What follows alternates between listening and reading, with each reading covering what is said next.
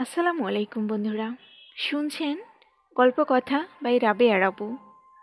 আজ আপনাদের জন্য রয়েছে শরদিন্দু বন্দ্যোপাধ্যায়ের অত্যন্ত জনপ্রিয় উপন্যাস ঝিন্দের বন্দি চতুর্থ পর্ব। পরদিন প্রভাতেই ঈষৎ জ্বর ভাব লইয়া গৌরী শয্যা ত্যাগ করিল। তাহার শরীরে রোগ প্রতিরোধ করিবার প্রভূত শক্তি সঞ্চিত ছিল, তাই ক্লান্ত দেহের উপর জলমজ্জনেও তাহাকে বিশেষ কাবু করিতে পারে নাই, নচেত নিউমোনিয়া কি ওই জাতীয় কোনো রোগ পাকাইয়া তোলা অসম্ভব ছিল না। উপরন্তু কাল রাত্রেই ঘুমও ভালো হয় নাই। রুদ্ররূপকে শয়নঘরের দ্বারের কাছে পাহারায় রাখিয়া সে শয্যার আশ্রয় করিয়াছিল বটে, কিন্তু নানা চিন্তায় রাত্রি ৩টা পর্যন্ত নিদ্রা তাহার চোখে দেখা দেয় নাই।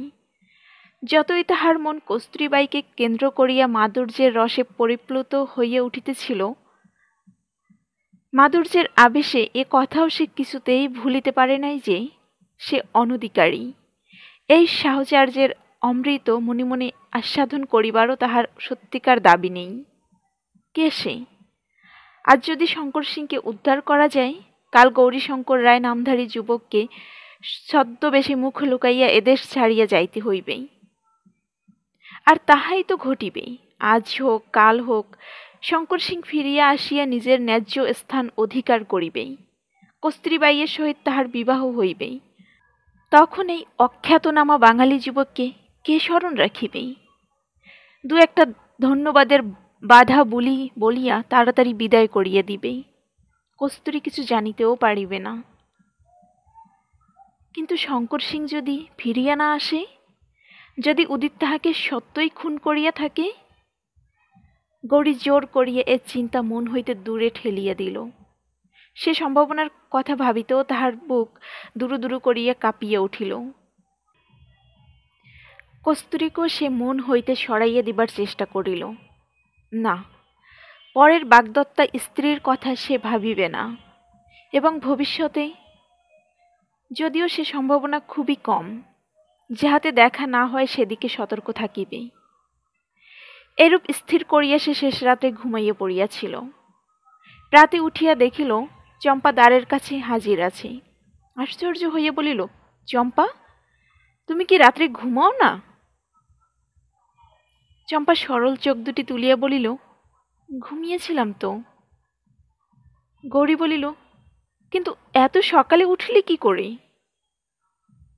চম্পা গম্ভীরভাবে বলিল, আমি না উঠিলে যে মহলের আর কেউ ওঠে না, সবাই কাজে গাফলত করে, তাই সবার আগে আমায় উঠতে হয়। গৌরী হাসিল। বৃহৎ রাজসংসারের সহস্র কর্মভারে অবনত এই ছোট্ট মেয়েটি তাহার স্নেহ জয় করিয়া লইয়াছিল। তাহার মনে হইত চম্পা যেন এই ঝিন্দ রাজবংশের রাজলক্ষ্মী। এত সহজ সরল অথচ এমন গৃহিণীর মতো কর্মপটু মেয়ে সে আর কখনো দেখে নাই। চম্পাকে প্রসাদের দাসী চাকরানী অত্যন্ত সম্ভ্রম ও ভয় করিয়া চলে, তাহা সে দেখিয়াছিল। মাঝে যে কয় মাস চম্পা ছিল না, সে কয় মাসে রাজপ্রসাদের অন্দরমহলেই এক প্রকার অরাজকতার সৃষ্টি হইয়াছিল। চম্পার পুনরাবির্ভাবের সঙ্গে সঙ্গে আবার সেখানে শৃঙ্খলা ফিরিয়া আসিয়াছে। গৌরীর অসুস্থতার কথা শুনিয়া চম্পা উদ্বিগ্ন হইয়া বলিল, ডাক্তারকে ডেকে পাঠাই? এখনো তো সর্দারজি আসেননি, রুদ্ররূপকেই পাঠাই। রুদ্ররূপ কোথায়? চম্পা হাসিয়া বলিল, আপনার দোরের বাইরে নাক ডাকিয়ে পাহারা দিচ্ছে। আহা, বেচারা বোধ হয় শেষ রাত্রে ঘুমিয়ে পড়েছে, তাকে এখন ডেকো না। আমার ডাক্তার দরকার নেই, তুমি শুধু এক বাটি গরম দুধ আমাকে পাঠিয়ে দাও। তা আনছি, কিন্তু ডাক্তারেরও আসা দরকার, বলিয়া চম্পা প্রস্থান করিল। অল্পকাল পরে রুদ্ররূপ ঘরে ঢুকিয়া সেলুট করিয়া দাঁড়াইল। তাহার গায়ে তখনও গতরাত্রের যোদ্ধাবেশ।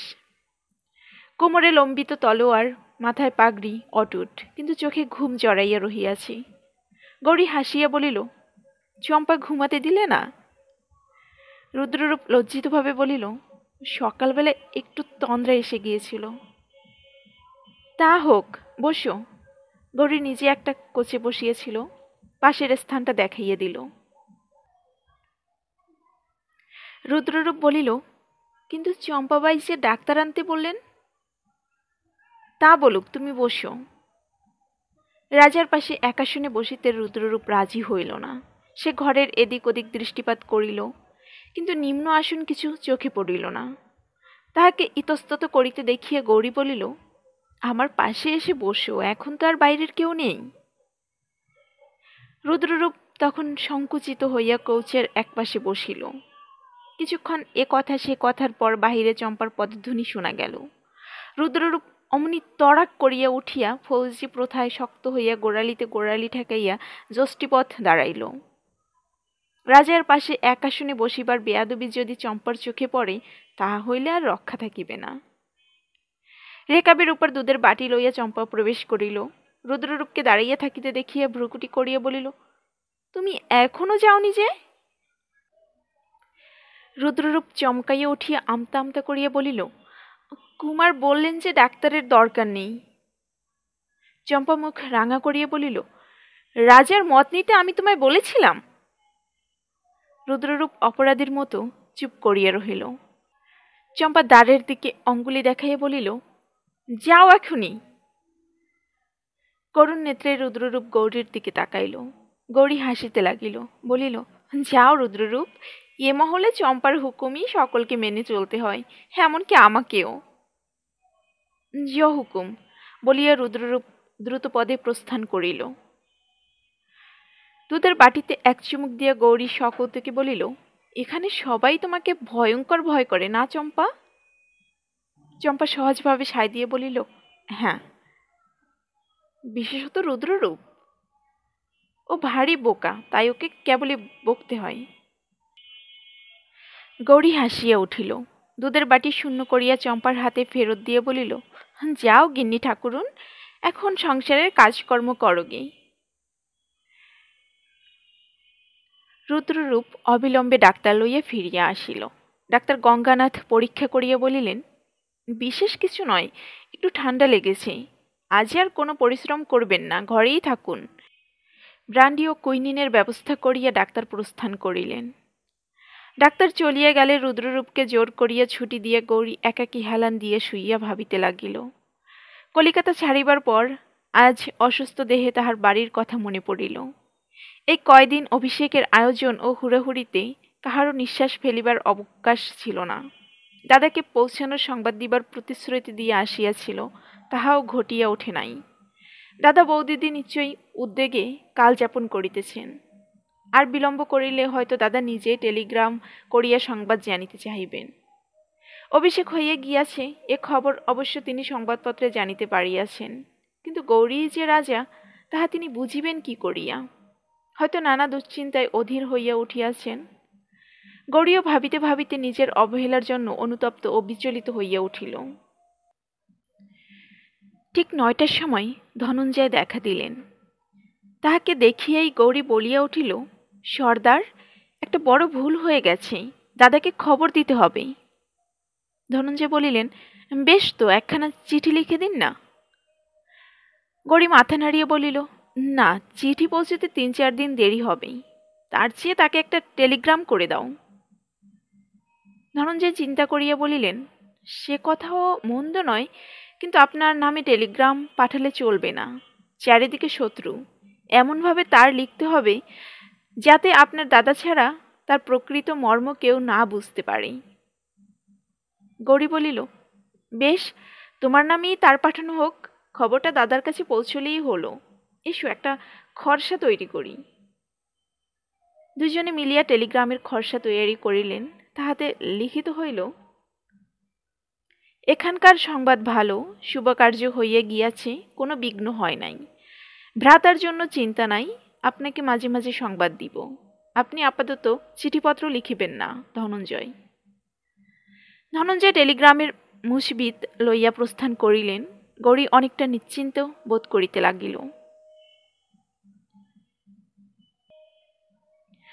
পরদিন অপরাহ্নে গৌরী কিস্তার ধারের মুক্ত বারান্দায় গিয়ে বসিয়াছিল। কাছে কেবল রুদ্ররূপ ছিল। আজ গৌরী বেশ ভালোই ছিল। এমনকি এইখানে বসিয়া কিছু রাজকার্য সম্পন্ন করিয়াছিল। বজ্রপাণি কয়েকখানা জরুরি সনদ ও পরোয়ানা তাহার দ্বারা মোহর করাইয়া লইয়া গিয়াছিলেন। যদিও এ সকল দলিলে মোহরের সঙ্গে রাজার সহিত দস্তখত দেওয়ার বিধি, তবু আপাতত শুধু মোহরেই কাজ চালাইতে হইয়াছিল। শঙ্কর সিংয়ের দস্তখত গৌরী এখনো ভালো আয়ত্ত করিতে পারে নাই। ধনঞ্জয় এতক্ষণ গৌরীর কাছেই ছিলেন, এইমাত্র একটা কাজী বাহিরে ডাক পড়িয়াছে, তাই উঠিয়া গিয়াছেন। দুজনে নীরবেই বসিয়াছিল। রুদ্ররূপ একটু অন্যমনস্কভাবে কিস্তার নৌকা চলাচল দেখিতেছিল ও কোমর বন্ধে আবদ্ধ তলোয়ারখানা আঙুল দিয়া নাড়িতেছিল। তাহার পাতলা সুচ্ছিরি ধারালো মুখের দিকে কিছুক্ষণ তাকাইয়া থাকিয়া গৌরী হঠাৎ প্রশ্ন করিল, রুদ্ররূপ, ঝিন্দে সবচেয়ে ভালো তলোয়ার খেলোয়াড় কে বলতে পারো?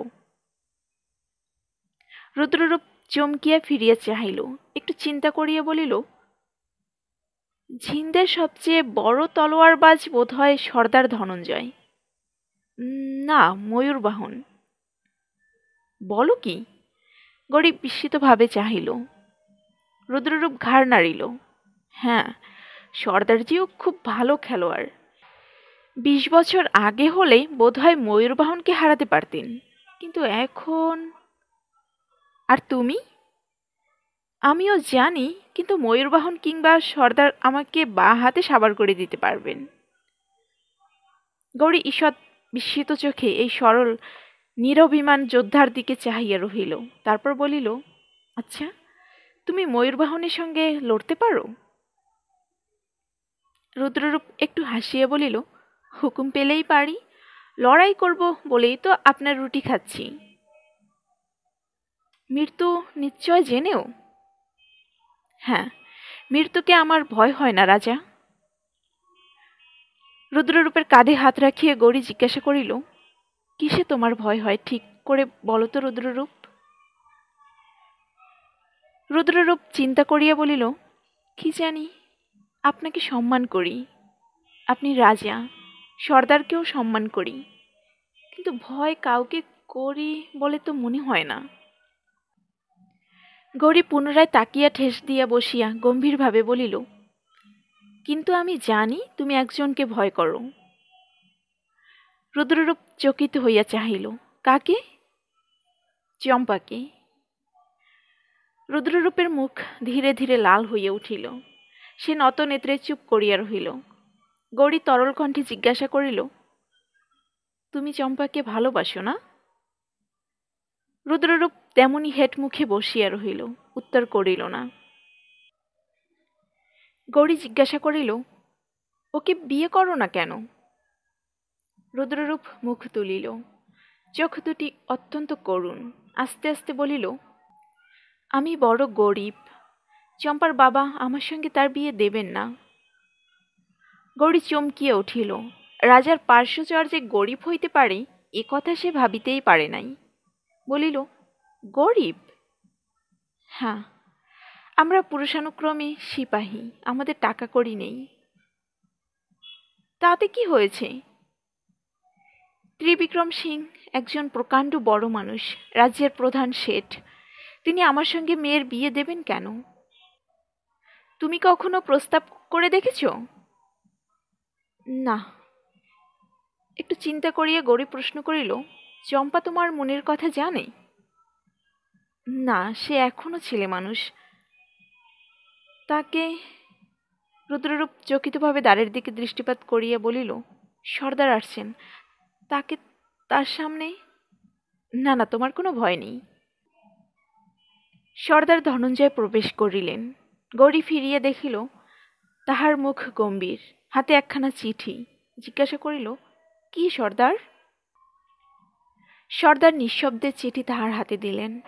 ঝরোয়ার রাজদরবার হইতে দেওয়ান অনঙ্গদেও কর্তৃক লিখিত পত্র।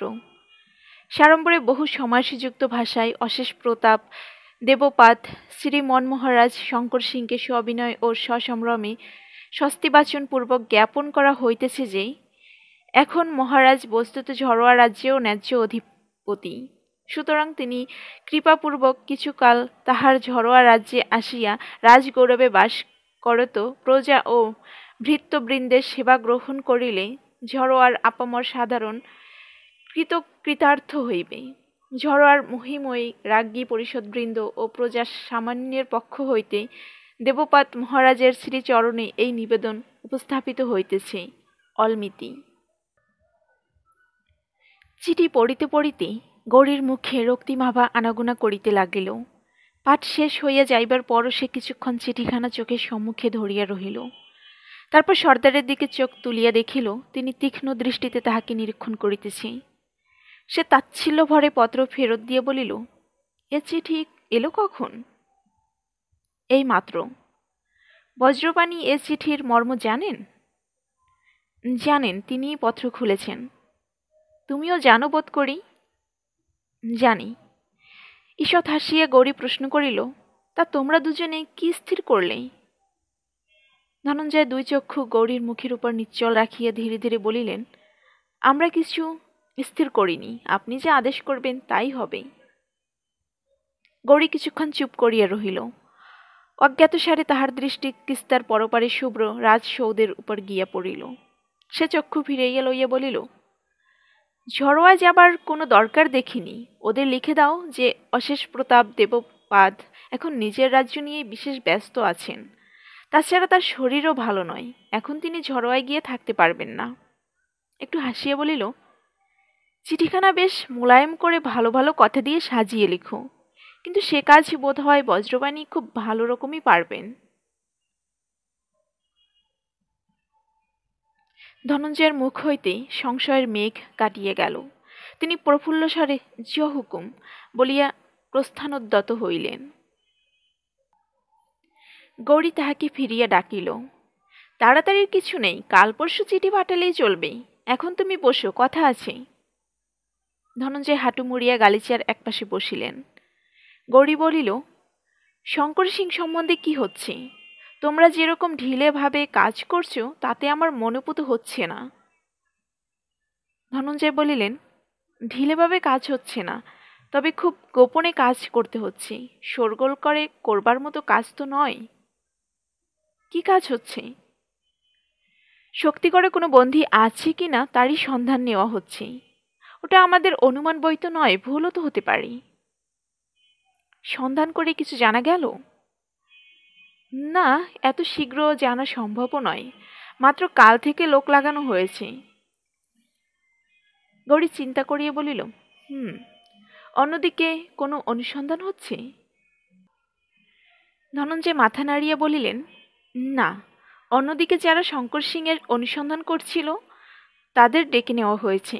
শঙ্কর সিং যখন সিংহাসনে আসীন রয়েছেন তখন তার তল্লাশ করতে গেলে লোকে নানা রকম সন্দেহ করবে।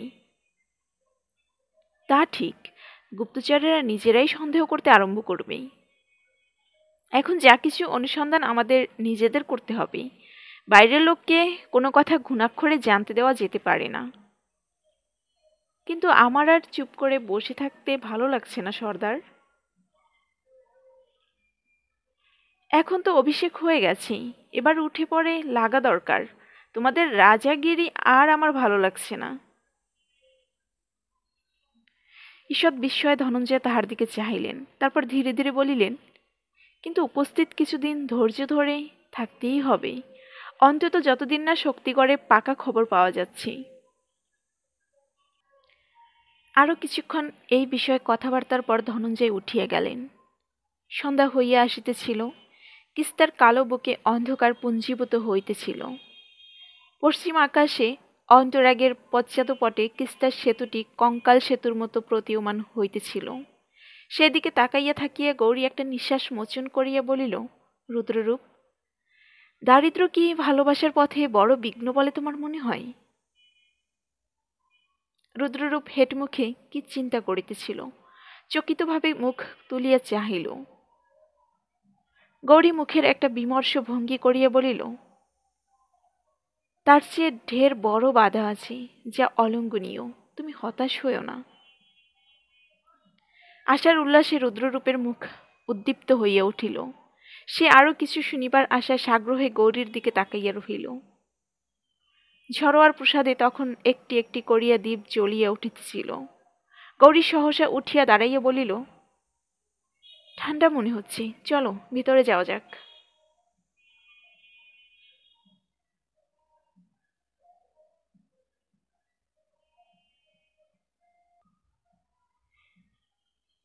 রানীর সহিত গৌরীর দৈবক্রমে সাক্ষাৎ ঘটিয়া যাইবার পর হইতে গৌরী ও ধনঞ্জয়ের মাঝখানে ভিতরে ভিতরে একটু দূরত্বের সৃষ্টি হইয়াছিল। পূর্বের বাধাহীন ঘনিষ্ঠ বন্ধুত্ব হ্রাস পাইয়াছিল, অথচ ঠিক মনোমালিন্যও বলা চলে না।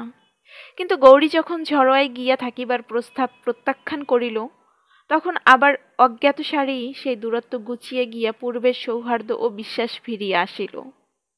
গৌরী মাঝের এই 2 দিন অন্তরের মধ্যে যেন একটু অবলম্বনহীন ও অসহায় বোধ করিতেছিল। এখন আবার সে মনে বল পাইল। একযোগে কাজ করিতে গিয়া সহকারীর প্রতি শ্রদ্ধা ও বিশ্বাসের অভাব যে মানুষকে কিরূপ বিকল করিয়া ফেলে, তাহা প্রত্যক্ষ করিয়া ও তাহার কুফল চিন্তা করিয়া দুইজনেই সন্ত্রস্ত হইয়া উঠিয়াছিলেন। বিশ্বাস ও বন্ধুত্ব পুনঃপ্রাপ্ত হইয়া উভয়েই আরামে নিঃশ্বাস ফেলিয়া বাঁচিলেন। ঝিন্দে আসিয়া গৌরী আরেকটি অনুগত ও অকৃত্রিম বন্ধু লাভ করিয়াছিল, সে রুদ্ররূপ। বয়স দুইজনেরই প্রায় সমান। অবস্থা গতিকে সাহচর্য প্রায় অবিচ্ছেদ্য হইয়া পড়িয়াছিল। তাই পদ ও মর্যাদার আকাশ পাতাল প্রভেদ সত্ত্বেও দুইজনে পরস্পরের খুব কাছে আসিয়া পড়িয়াছিল। গৌরী যে সত্যই রাজা নয় ইহা রুদ্ররূপ জানিত। সেজন্য তাহার ব্যবহার ও বাহ্য আদব কায়দায় তিলমাত্র ত্রুটি হয় নাই। কিন্তু তবু মানুষ গৌরীর প্রতি সে বিশেষভাবে আকৃষ্ট হইয়া পড়িয়াছিল। শঙ্কর সিংয়ের প্রতি তাহার মনোভাব কিরূপ ছিল তাহা বলা কঠিন। সম্ভবত শঙ্কর সিংকে মানুষ হিসেবে সে কোনোদিন দেখে নাই। রাজা বা রাজপুত্র ভাবিয়া তাহার প্রতি কর্তব্য করিয়া চিন্তিত ছিল। কিন্তু গৌরীর প্রতি তাহার অনুরক্তি এই রাজভক্তিরও অতিরিক্ত একটা ব্যক্তিগত প্রীতির রূপ ধরিয়া দেখা দিয়াছিল। শঙ্কর সিংয়ের জন্য রুদ্ররূপ নিঃসংকোচে প্রাণ দিতে পারিত, কিন্তু গৌরীর জন্য প্রাণ দিতে পারিত আনন্দের সঙ্গে, কেবলমাত্র কর্তব্যের অনুরোধে নয়। সম্পূর্ণরূপে সুস্থ হইয়া উঠিবার পর গৌরী প্রসাদের বাহির হইবার জন্য ছটফট করিতে লাগিল। অবশ্য প্রসাদে নিষ্কর্মার মতো তাহাকে বসিয়া থাকিতে হইত না, সর্বদাই কোনো না কোনো কাজে লাগিয়া থাকিত। প্রত্যহ সকালে দরবারে গিয়া বসিতে হইত। সেখানে নানাবিধ কাজ, মন্ত্রণা ও দেশের বহু গণ্যমান্য লোকের সঙ্গে সাক্ষাৎ ও আলাপ করাও দৈনন্দিন কর্তব্যের মধ্যে দাঁড়াইয়াছিল। তথাপি সর্বপ্রকারে ব্যাপৃত থাকিয়াও তাহার মনে হইত যেন তাহার গতিবিধির চারিপাশে একটা অদৃশ্য দেয়াল তাহাকে ঘিরিয়া আবদ্ধ করিয়া রাখিয়াছে। ধনঞ্জয়ের কাছে নগর ভ্রমণের কথা উত্থাপন করিলে তিনি মাথা নাড়িয়া বলিতেন, এখন নয়, আরো 2 দিন যাক। বস্তুত নগর ভ্রমণে বাহির হওয়া যে সর্বাংশে নিরাপদ নয় তাহা গৌরীও বুঝিত। দেশে অভিষেকের উৎসব এখনো শেষ হয় নাই। এই সময় গোলমালের মধ্যেই একটা দুর্ঘটনা ঘটিয়া যাওয়া বিচিত্র নয়। কিন্তু তবু সে স্বাধীনভাবে নিজের ইচ্ছামতো ঘুরিয়া বেড়াইবার জন্য অস্থির হইয়া উঠিয়াছিল। এদিকে শঙ্কর সিংয়ের কোনো সংবাদই পাওয়া যাইতেছিল না। শক্তিগড়ের দিকে যাহারা তল্লাশ করিতে গিয়াছিল তাহারা একে একে ফিরিয়া আসিয়া জানাইয়াছে যে শক্তিগড়ের অর্ধক্রোশের মধ্যেই কাহারও যাইবার উপায় নাই। দুর্গ ঘিরিয়া থানা বসিয়া গিয়াছে। সেই গণ্ডির ভিতর কেহ পদার্পণ করিবার চেষ্টা করিলেই অশেষভাবে লাঞ্ছিত হইয়া বিতাড়িত হইতেছে।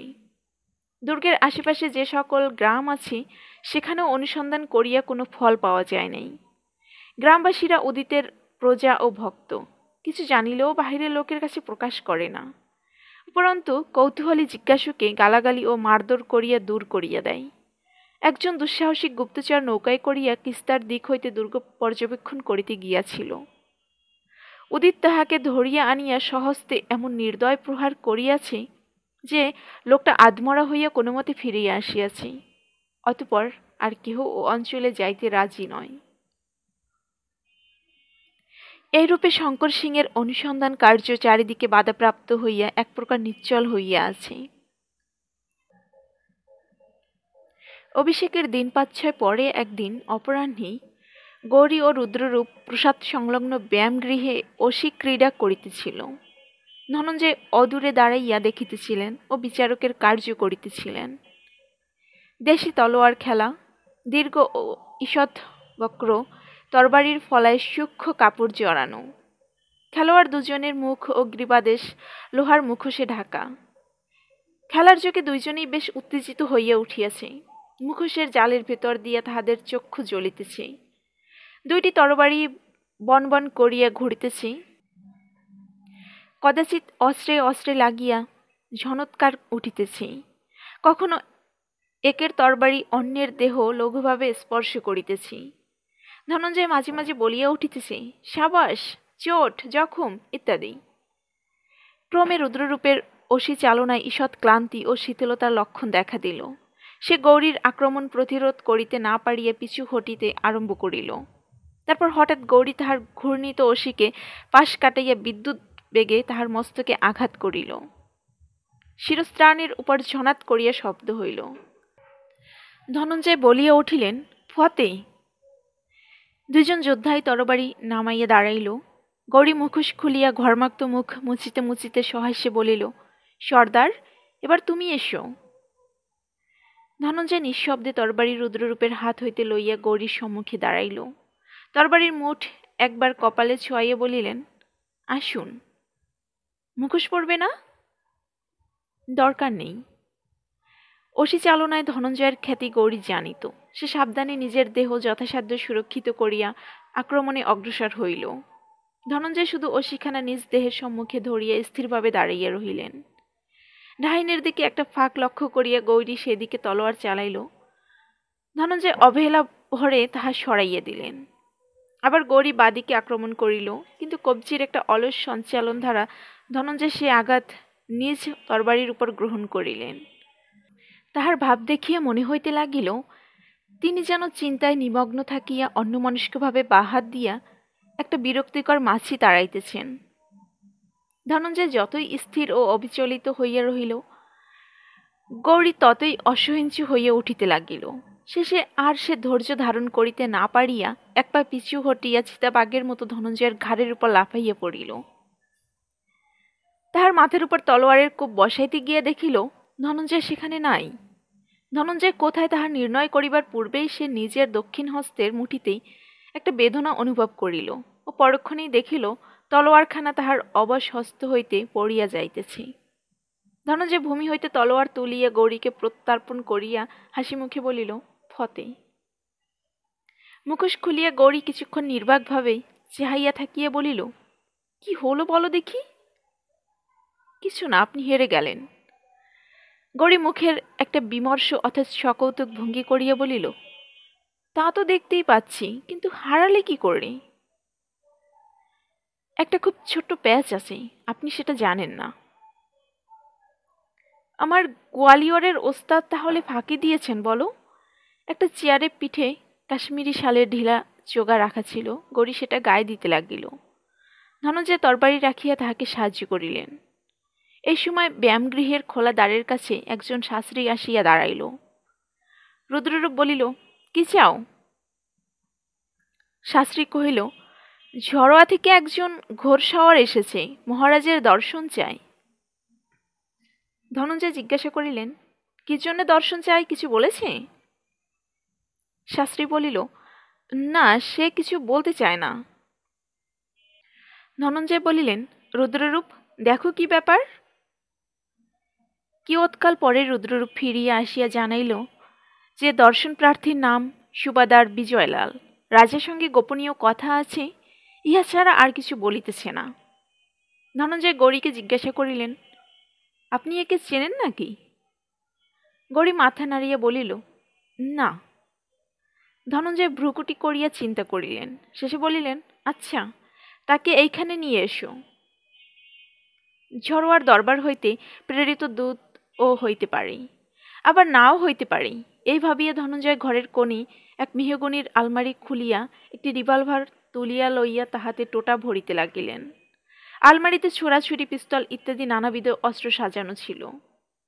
গৌরী বিস্মিত হইয়া জিজ্ঞাসা করিল, ও কি হচ্ছে সর্দার? বলা তো যায় না, হয়তো, বলিয়া সর্দার একটা জানালার ধারে গিয়ে দাঁড়াইলেন। সৈনিক বেশধারী দীর্ঘকায় যুবক রুদ্ররূপের সঙ্গে প্রবেশ করিয়া সম্মুখে চেয়ারে উপবিষ্ট রাজাকে দেখিয়া স্যালুট করিয়া দাঁড়াইল। গৌরী জিজ্ঞাসা করিল, কে তুমি, কি চাও? যুবক একবার ঘরের চারিদিকে দৃষ্টিপাত করিল, দেখিল অদূরে জানালার পাশে ধনঞ্জয় একটা রিভলভার লইয়া অন্যমনস্কভাবে নাড়াচাড়া করিতেছেন। পিছনে দ্বারের কাছে রুদ্ররূপ নিশ্চল হইয়া দাঁড়াইয়া আছে। সে বলিল, মহারাজের সঙ্গে আমার গোপনে কিছু কথা আছে। গৌরী ঈষৎ অপ্রসন্ন মুখে বলিল, তা আগেই শুনেছি।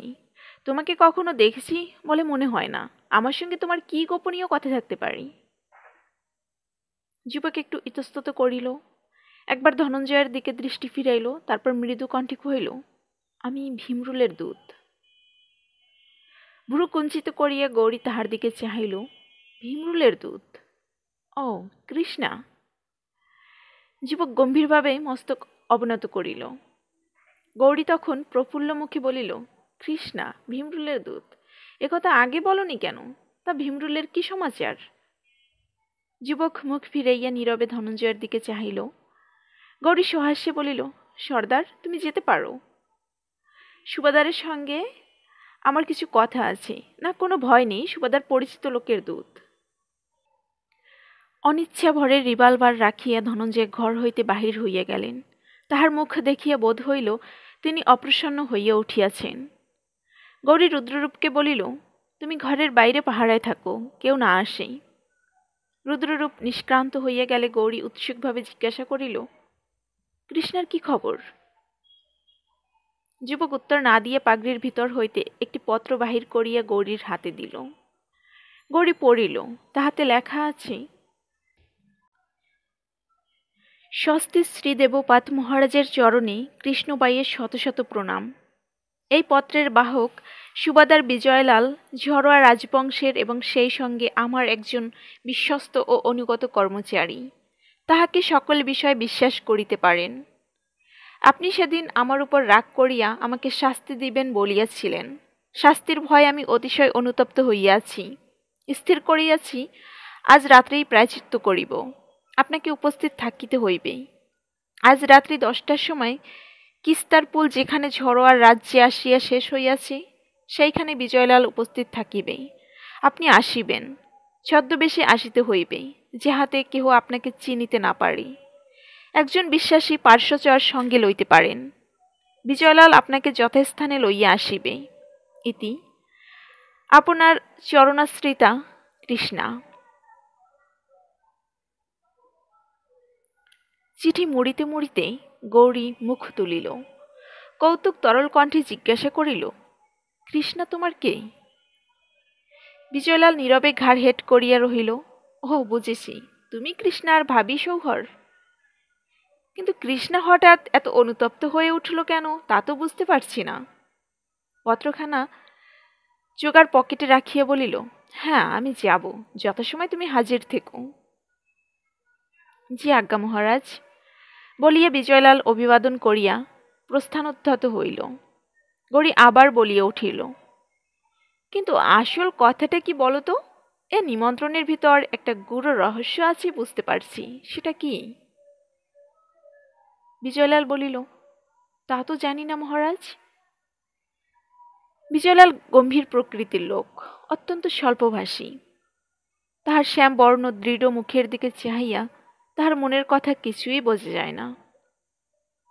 তবু গৌরী যদি ভালো করিয়া লক্ষ্য করিত, তাহা হইলে দেখিতে পাইত। বিজয়লালের ফৌজি গোপের আড়ালে অল্প একটু হাসি দেখা দিয়েই মিলাইয়া গেল। বিজয়লাল প্রস্থান করিলে গৌরী চিঠিখানা পকেট হইতে বাহির করিয়া নাড়াচাড়া করিতে করিতে অনেকক্ষণ বসিয়া রহিল। মনের অগোচরে পাপ নাই বটে, কিন্তু আশা, আকাঙ্ক্ষা, প্রবৃত্তি ও কর্তব্য বুদ্ধি মিলিয়া মানুষের মনে এমন একটা অবস্থার সৃষ্ট হয়, যখন সে মনকে চোখ ঠাড়িতেছে কিনা নিজেই বুঝতে পারে না। তাই কৌতূহল ও আগ্রহ যতই গৌরীর মনে প্রবল হইয়া উঠিতে লাগিল, ততই সে মনকে বুঝাইতে লাগিল যে ইহা কেবল একটা মজাদার অ্যাডভেঞ্চারের জন্য আগ্রহ।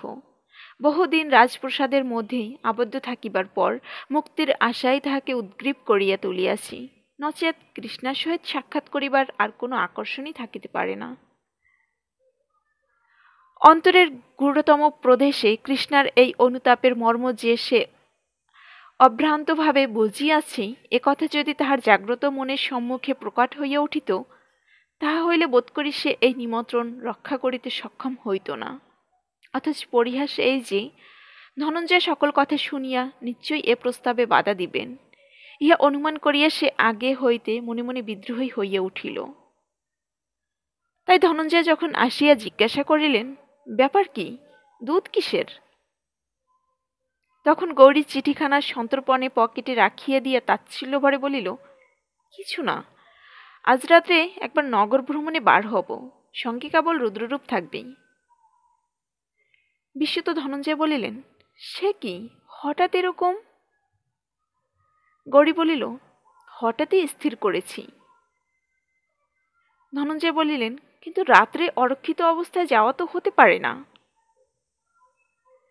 গৌরী একটু ঝাঁঝালো সুরে বলিল, নিশ্চয়ই হতে পারি, যখন আমি স্থির করেছি। ধনঞ্জয় কিছুক্ষণ আকঞ্চিত চক্ষে গৌরীকে নিরীক্ষণ করিয়া ধীরে ধীরে বলিলেন, কিন্তু এরকম স্থির করার কারণ জানতে পারি কি? না। গৌরী উঠিয়া দাঁড়াইল, একটু থামিয়ে বলিল, ভয়ের কোনো কারণ নেই, আমরা ছদ্মবেশে থাকব, কেউ চিনতে পারবে না। কিন্তু ঝড়োয়ায় যাওয়া কি আপনার উচিত হচ্ছে? গৌরীর মুখ সহসা আরক্ত হইয়া উঠিল, কিন্তু সে সংযত স্বরেই বলিল, উচিত কিনা সে কথা আমি কারোর সঙ্গে আলোচনা করতে চাই না। আমি ঝিন্দের বন্দী নই, আপাতত ঝিন্দের রাজা। ধনঞ্জয় আবার কি একটা বলিতে গেলেন, কিন্তু তৎপূর্বেই গৌরী ঘর হইতে নিষ্ক্রান্ত হইয়া গেল। শূন্য ঘরে ধনঞ্জয় কিছুক্ষণ দাঁড়াইয়া রহিলেন, তারপর অপুষ্ট স্বরে বকিতে বকিতে গৌরীর অনুসরণ করিলেন।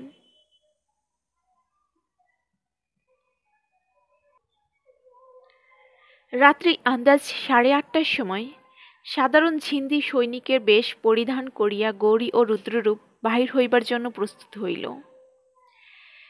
যে কক্ষটায় সাজসজ্জা হইতেছিল সেটা রাজার সিঙ্গার ঘর, অর্থাৎ ড্রেসিং রুম। চম্পাদেই ও ধনঞ্জয় উপস্থিত ছিলেন। মাথার উপর প্রকাণ্ড জরিদার রেশমি পাগড়ি বাঁধিয়া গৌরী আয়নায় সম্মুখীন হইয়া দেখিল, এ বেশে সহসা কেহ তাহাকে চিনিতে পারিবে না। চম্পা ও ধনঞ্জয়ের দিকে ফিরিয়া সহাস্যে জিজ্ঞাসা করিল, কেমন দেখাচ্ছি? ধনঞ্জয় গলার মধ্যেই কেবল একটা শব্দ করিলেন। চম্পা সপ্রশংস নেত্রে চাহিয়া বলিল, ভারী সুন্দর দেখাচ্ছে। আপনি যদি ভিখিরির সাজ পোশাক পরেন তবু আপনাকে রাজার মতোই দেখায়। গৌরী মুখের একটু ভঙ্গিমা করিয়া বলিল, তা বটে, বনেদি রাজা কি না। এখন চললাম, তুমি কিন্তু লক্ষ্মী মেয়েটির মতো ঘুমিয়ে পড়ো গিয়ে, আমার জন্য জেগে থেকো না।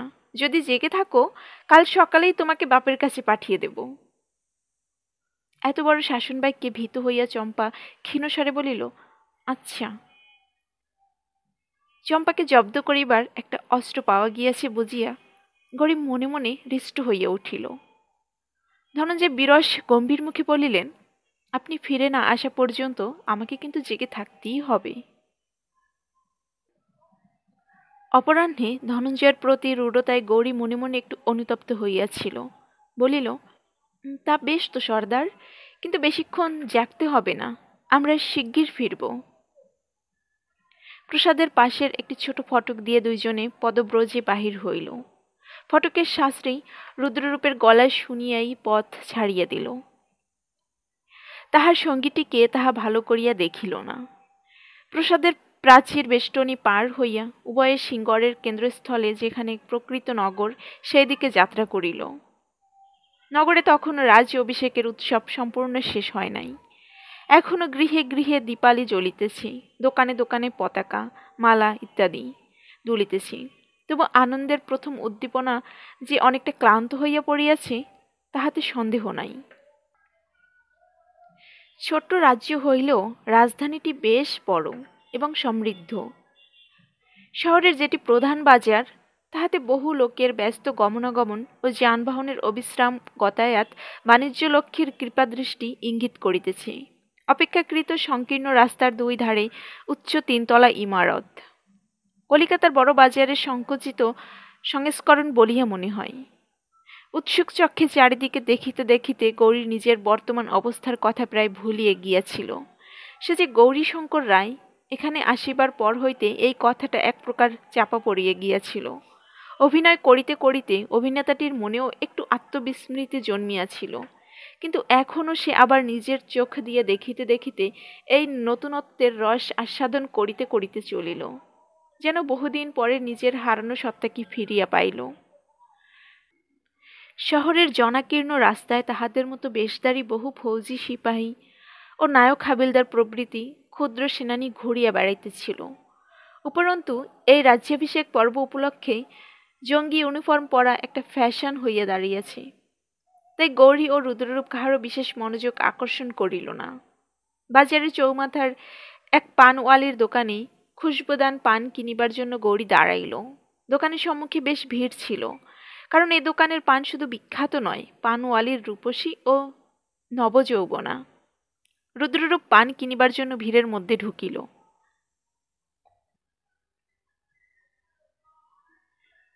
বাহিরে দাঁড়াইয়া অলসভাবে এদিক ওদিক চাহিতে চাহিতেই হঠাৎ গৌরীর নজরে পড়িল অনতিদূরে রাস্তার অপর পাশে একটা মণিহারির দোকান। দোকানটি বেশ বড়, কাঁচ ঢাকা জানালায় বিলাতি প্রথায় বহুবিধ মূল্যবান ও চিত্তাকর্ষক পণ্য সাজানো রহিয়াছে, এবং প্রবেশদ্বারের মাথার উপর বড় বড় সোনালী অক্ষরে সাইনবোর্ড লেখা রহিয়াছে, প্রহ্লাদ চন্দ্র দত্ত, মণিহারির দোকান। গৌরীর একটু ধোকা লাগিল। প্রহ্লাদ চন্দ্র দত্ত বাঙালি নাকি? প্রহ্লাদ নামটা বাঙালির মধ্যে খুব চলিত নয়, কিন্তু প্রহ্লাদ চন্দ্র, ভারতবর্ষের অন্য কোনো জাতি তো নামের মধ্যস্থলে চন্দ্র ব্যবহার করেন না। শুধু প্রহ্লাদ দত্ত হইলে অন্য জাতি হওয়া সম্ভব ছিল। গৌরী উত্তেজিত হইয়া উঠিল। বাঙালির সন্তান এই সুদূর বিদেশে আসিয়া ব্যবসা ফাঁদিয়া বসিয়াছে। রুদ্ররূপ সুগন্ধি মশলাদার পান আনিয়া হাতে দিতেই গৌরী জিজ্ঞাসা করিল, রুদ্ররূপ, ওই দোকানের সাইনবোর্ড দেখেছ? কোন দেশের লোক আন্দাজ করতে পারো? রুদ্ররূপ বলিল, না, পাঞ্জাবি হতে পারে। গৌরী বলিল, বোধ হয় বাঙালি। এসো দেখা যাক। রাস্তা পার হইয়া উভয়ে দোকানে প্রবেশ করিল। দোকানের ভিতরটি বেশ সুপরিসর। গোটে চারেক ডেলাইট ল্যাম্প মাথার উপর জ্বলিতেছে। দূরে ঘরের পিছন দিকে দোকানদারের গদি। দোকানে প্রবেশ করিয়া প্রথমে গৌরী কাহাকেও দেখিতে পাইল না। তারপর দেখিল গদির বিছানার উপর মুখোমুখি বসিয়া দুইজন লোক নিম্নস্বরে কথা কহিতেছে। তুমি না গেলে চলবে না, আমাকে এক্ষুনি ফিরতে হবে, সকালে স্টেশনে হাজির থাকা চাই। না, আজ আমি পারবো না, আমার অনেক কাজ। এক পক্ষের অনিচ্ছা ও অন্য পক্ষের সাগ্রহ উপরোধ অস্পষ্টভাবে গৌরী শুনিতে পাইল। রুদ্ররূপ একবার তাহাদের দিকে চাহিয়ে চোখ ফিরাইয়া লইল, মৃদুস্বরে বলিল, পিছন ফিরে দাঁড়ান, চিনতে পারবেই। দুজনে পিছন ফিরিয়া জানালার পণ্য দেখিতে লাগিল। গৌরী জিজ্ঞাসা করিল, কে ওরা? একজন ঝিন্দের স্টেশন মাস্টার স্বরূপ দাস, অন্যটি বোধ হয় দোকানদার। চলুন, এখানে আর থেকে কাজ নেই, একটু দাঁড়াও। মিনিট পাঁচেক পরে স্টেশন মাস্টার অসন্তুষ্টভাবে বকিতে বকিতে চলিয়া গেল। তাহার কয়েকটা অসংলগ্ন কথা গৌরীর কানে পৌঁছিল। এই রাত্রে শক্তিগড় যাওয়া, কাল সকালেই আবার স্টেশন। শক্তিগড় শুনিয়া গৌরী কান খাড়া করিয়াছিল, কিন্তু আর কিছু শুনিতে পাইল না। এতক্ষণে দোকানদারের হুঁশ হইল যে দুইজন গ্রাহক দোকানে আসিয়াছে। সে উঠিয়া আসিয়া জিজ্ঞাসা করিল, কে চাহিয়ে বাবু সাহেব? পশ্চিমী ধরনের কাপড় ও ছিটের চুড়িদার পাঞ্জাবি পরা দোকানদারকে দেখিয়া বা তাহার কথা শুনিয়া কাহার সাধ্য আন্দাজ করে যে সে পুরোপুরি খোট্টা নয়। গৌরী তাহার সম্মুখীন হইল, তাহার আপাদমস্তক নিরীক্ষণ করিয়া বাংলা ভাষায় বলিল, তুমি বাঙালি? লোকটি প্রথমে একটু ভ্যাবাচাকা খাইয়া গেল, তারপর তীক্ষ্ণ দৃষ্টিতে গৌরীর মুখের দিকে চাহিয়ে সবাই দুই পা পিছিয়ে গিয়া আভূমি অবনত হইয়া অভিবাদন করিল। চক্ষু বিস্ফোরিত করিয়া দুইবার ঢোক গিলিয়া বলিল, হ্যাঁ, আমি বাঙালি মহারাজ। আপনি আপনি চুপ! গৌরী ঠোঁটের উপর আঙুল রাখিল। তুমি কতদিন এখানে আছো? হাত জোর করিয়া প্রহ্লাদ বলিল, আগে প্রায় 15 বছর এইখানেই বসবাস করছি। গৌরী জিজ্ঞাসা করিল, তুমি কায়স্থ? বাড়ি কোন জেলায়? প্রহ্লাদ বলিল, আগে কায়স্থ, বাড়ি বীরভূম জেলায়, কিন্তু 15 বছর দেশের মুখ দেখিনি। মাঝে মাঝে যেতে বড় ইচ্ছে করে, কিন্তু কারবার ফেলে যেতে পারি না। দেশে তোমার আত্মীয় স্বজন কেউ নেই? আজ্ঞে না, দূর সম্পর্কের খুড়ো জ্যাঠা যারা ছিল তারা বোধ হয় এতদিনে মরে হেজে গেছে। আমি এই দেশেই বিবাহাদি করেছি। বাংলাদেশের কায়স্থ সন্তান ছিনতে আসিয়া কিভাবে বিবাহাদি করিয়া ফেলিল গৌরী ঠিক বুঝিল না। কিন্তু প্রহ্লাদ লোকটিকে তাহার মনে মনে বেশ পছন্দ হইল। সে যে অত্যন্ত চতুর লোক এই সামান্য কথাবার্তাতেই তাহা বেশ বুঝিতে পারিয়াছিল। গৌরী বলিল, বেশ বেশ, খুব খুশি হলাম। আমাকে যখন চিনতে পেরেছ তখন বলি, আমি অপ্রকাশ্যভাবে নগর পরিদর্শন করতে বেরিয়েছি। একথা জানাজানি হয় আমার ইচ্ছা নয়। তুমি হুঁশিয়ার লোক, তোমাকে বেশি বলবার দরকার নেই। এখন তোমার দোকানে উপহার দেবার মতো ভালো জিনিস কি আছে দেখাও। জি আজ্ঞা মহাশয়। প্রহ্লাদ ভালো মানুষের মতো একটু বিনীত হাস্য করিয়া বলিল, আপনি এত সুন্দর বাংলা বলেন যে আশ্চর্য হতে হয়। বাঙালি ছাড়া এরকম বাংলা বলতে আমি আর কাউকে শুনিনি। তাহার মুখের উপর দৃষ্টি স্থাপিত করিয়া গৌরী বলিল, তাই নাকি? তবে কি তোমার মনে হয় আমি বাঙালি?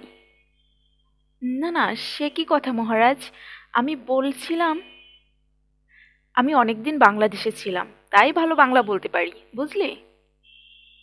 প্রহ্লাদ তাড়াতাড়ি সম্মতি জ্ঞাপন ঘাড় নাড়িল। তারপর স্বয়ং অগ্রগামী হইয়া দোকানের বহুবিধ শৌখিন ও মহার্ঘ পণ্য সম্ভার দেখাইতে লাগিল। গজদন্ত ও সোনারূপার কারুশিল্পের জন্য ঝিন্দ প্রসিদ্ধ। অধিকন্তু অন্যান্য দেশ বিদেশের বাহারি শিল্পও আছে। গৌরী পছন্দ করিয়া কয়েকটি জিনিস কিনিল। কিনিবার প্রয়োজন ছিল বলিয়া নয়, স্বদেশবাসী দোকানদারের প্রতি মমতাবশত প্রায় 500-700 টাকার জিনিস খরিদ হইয়া গেল। গৌরী মনে মনে স্থির করিল খেলনাগুলি সে চম্পাকে উপহার দেবে। একটি বৈদ্যুতিক টর্চ গৌরীর ভারী পছন্দ হইল। হাতির দাঁতের একটি ভুট্টা, প্রায় 9 ইঞ্চি লম্বা, তাহার ভিতরটা ফাঁপা, ছেল পুড়িবার ব্যবস্থা আছে, সম্মুখে কাজ বসানো। ভুট্টার গায়ে একটি মাত্র লাল দানা আছে, সেটি টিপিলেই বৈদ্যুতিক বাতি জ্বলিয়া ওঠে। টর্চটি হাতে লইয়া গৌরী বলিল, এটা আমি সঙ্গে নিলাম, বাকিগুলো প্রসাদে পাঠিয়ে দিও, কাল দাম পাবে। আহ্লাদিত প্রহ্লাদ করজোরে বলিল, হুকুম। দোকান হইতে বাহির হইয়া দুইজনে নীরবে দক্ষিণ মুখে চলিল। এই পথই ঋজু রেখায় গিয়া তিস্তার পুলের উপর দিয়া ঝড়োয়ায় পৌঁছিয়াছে। ক্রমে দোকানপাট শেষ হইয়া পথ জনবিরল হইতে আরম্ভ করিল। দুই পাশে আর ঘন সন্নিবিষ্ট বাড়ি নাই, মাঝে মাঝে তরুবীথি।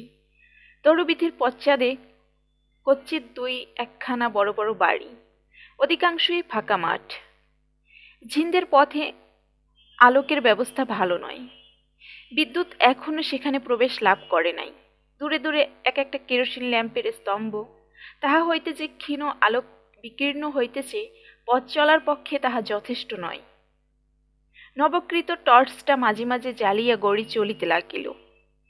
মাইলখানেক পথ এইভাবে চলিবার পর একটা প্রকাণ্ড কম্পাউন্ডের লোহার রেলিং রাস্তার ধার দিয়া বহু দূর পর্যন্ত গিয়াছে দেখিয়া গৌরী টর্চের আলো ফেলিয়া ভিতরটা দেখিবার চেষ্টা করিল।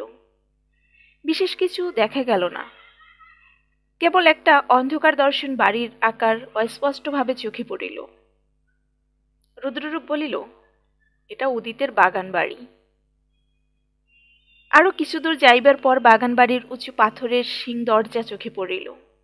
তাহারা সিং দরজার প্রায় সম্মুখীন হইয়াছে, এমন সময় দ্রুত অশ্বক্ষুর ধ্বনির সঙ্গে সঙ্গে একটা ফিটন গাড়ি কম্পাউন্ডের ভিতর হইতে বাহির হইয়া আসিল। রাস্তায় পড়িয়াই গাড়ি বিদ্যুৎ বেগে উত্তর দিকে মোড় লইল। গৌরী ও রুদ্ররূপ লাফাইয়া সরিয়া না গেলে গাড়িখানা তাহাদের ঘাড়ের উপর আসিয়া পড়িত। গৌরী গাড়ির পথ হইতে সরিয়ে গিয়াই গাড়ির উপর টর্চের আলো ফেলিল। নিমেষের জন্য একটা পরিচিত মুখ সেই আলোতে দেখা গেল। তারপর জুড়ি ঘোড়ার গাড়ি তীর বেগে অন্ধকার পথে অদৃশ্য হইয়া গেল। গৌরী পিছন ফিরিয়া ক্রমশ ক্ষীয়মান চক্রধ্বনির দিকে দৃষ্টি প্রেরণ করিয়া কহিল, স্টেশন মাস্টার স্বরূপ দাস? শক্তিগড়ে যাবার জন্যে ভারী তাড়া দেখছি। একটু ভাবিয়া জিজ্ঞাসা করিল, গাড়িখানা উদিতের না? রুদ্ররূপ বলিল, হাঁ, এইখানেই উদিত সিংয়ের আস্তাবল। গৌরী কতকটা নিজ মনেই বলিল, উদিতকে কি খবর দিতে গেল কে জানে, জরুরি খবর নিশ্চয়ই। একটা এলোমেলো ঠান্ডা হাওয়া বইতেছিল। গৌরী আবার চলিতে আরম্ভ করিয়াছে। এমন সময় উদিতের ফটকের ভিতর হইতে এক খণ্ড কাগজ বাতাসে ওলট পালট খাইতে খাইতে তাহার প্রায় পায়ের কাছে আসিয়া পড়িল। টর্চের আলো ফেলিয়া গৌরী দেখিল একটা টেলিগ্রাম। কৌতূহলবশে তুলিয়া লইয়া পড়িল। তাহাতে লেখা রহিয়াছে, স্বরূপ দাস, স্টেশন মাস্টার, ঝিন্দ। সন্ধান পাইয়াছি, গৌরীশঙ্কর রায় বাঙালি জমিদার, চেহারা অবিকল, কিষণলাল। টেলিগ্রামখানা মুড়িয়া গৌরী পকেটে রাখিল। একটা নিঃশ্বাস ফেলিয়া বলিল, যাক, জানতে পেরেছে তাহলে, এই জন্য এত তাড়া। পথে আর বিশেষ কোনো কথা হইল না। রুদ্ররূপ দুই একটা প্রশ্ন করিল বটেই, কিন্তু গৌরী নিজের চিন্তায় নিমগ্ন হইয়া রহিল, উত্তর দিল না। একসময় বলিল, প্রহ্লাদও তাহলে ওদের দলে?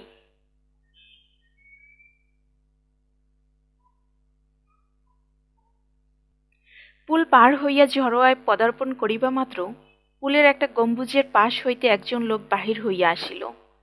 চাপা গলায় জিজ্ঞাসা করিল, কে যায়? পথে তখন অন্য জনমানব নাই। সিপাহী বেশি লোকটাকে ভালো ঠাহর করা গেল না। গৌরী প্রশ্ন করিল, তুমি কে, বিজয়লাল? বিজয়লাল বলিল, হুজুর, হাঁ, আপনার সঙ্গে কে? রুদ্ররূপ, ভালো, আমার সঙ্গে আসুন। বিজয়লাল আগে আগে চলিল। গৌরী ও রুদ্ররূপ তাহার অনুসরণ করিল। পুলের এলাকা পার হইয়া বড় সড়ক ছাড়িয়া বিজয়লাল বাদিকের একটা সরু রাস্তা ধরিল। রাস্তায় আলো নাই, পাশের বাড়িগুলিও অন্ধকার। সুতরাং কোথায় যাইতেছে গৌরী তাহা বুঝিতে পারিল না। কিন্তু কিস্তার জল যে বেশি দূরে নয় তাহা মাঝে মাঝে ঠান্ডা হাওয়ার স্পর্শে অনুভব করিতে লাগিল। এইভাবে প্রায় 10 মিনিট চলিবার পর বিজয়লাল একটি ছোট ফটকের সম্মুখে থামিল। ফটক খুলিয়া বলিল, আসুন। ফটকের মাথায় স্তম্ভের উপর স্বল্পালোক বাতি জ্বলিতেছিল। গৌরী দেখিল স্থানটা কোনো বড় বাড়ির খিড়কির বাগান। বাগান নেহাত ছোট নয়, বড় বড় ফলের গাছ দিয়া ঢাকা। স্থানে স্থানে বসিবার জন্য তরুমূলে গোলাকৃতি চাতাল তৈরি করা আছে। গৌরীর মনে ঈষৎ বিস্ময়জড়িত প্রশ্ন জাগিল, কার বাড়ি? এ তো ঝড়োয়ার রাজবাড়ি নয়। প্রশ্নটা মনে উদিত হওয়ার সঙ্গে সঙ্গেই গৌরীর চমক ভাঙিল। মনের প্রচ্ছন্ন আকাঙ্ক্ষা এতক্ষণে তাহার সজাগ মনের কাছে মুখোমুখি ধরা পড়িয়া গেল। কৃষ্ণার নিমন্ত্রণের গূঢ়ার্থ ও বেশ সুস্পষ্ট হইয়া উঠিল। এই জন্য কৃষ্ণা ডাকিয়াছে, কিন্তু সে তো বহু পূর্বে তাহা মনে মনে বুঝিয়াছিল। তবু সে আসিল কেন? কি প্রতিজ্ঞা সে করিয়াছিল? এখনো ফিরিবার সময় আছে।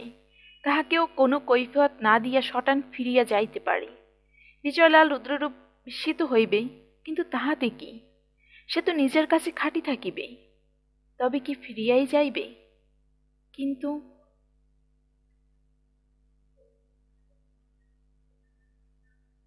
শুনছিলেন শরদিন্দু বন্দ্যোপাধ্যায়ের অত্যন্ত জনপ্রিয় উপন্যাস ঝিন্দের বন্দী, 4th পর্ব। গল্প পাঠে আপনাদের সাথে ছিলাম আমি রাবেয়া রাবু। আমার গল্প আপনাদের ভালো লাগলে লাইক করবেন, কমেন্টের মাধ্যমে জানাবেন আপনাদের মতামত। আমার পরবর্তী গল্প পেতে আমার চ্যানেলটা সাবস্ক্রাইব করে পাশে থাকবেন। গল্পের নোটিফিকেশন সাথে সাথে পাওয়ার জন্য পাশে থাকা বেল বাটনে প্রেস করে দেবেন। সবাই ভালো থাকবেন, সুস্থ থাকবেন, নিজের এবং পরিবারের সবার খেয়াল রাখবেন। আমার জন্য দোয়া করবেন। আল্লাহ হাফেজ।